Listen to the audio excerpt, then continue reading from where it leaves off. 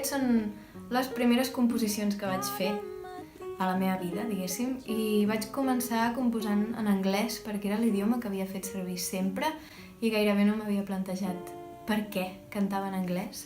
També era una manera molt més fàcil de dir, d'expressar coses molt íntimes que potser en català em feia més vergonya.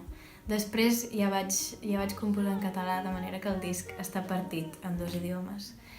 I això, la música és meva, la lletra és meva i els arranjaments també són meus perquè hi ha aquests elements de color que són el cello i el saxo, però en Vic Moliner, que és el productor del disc, juntament amb el Panxi Badí, han interferit molt en el so, sobretot, i una mica també en alguns arranjaments, però la improvisació sempre hi ha tingut cabuda.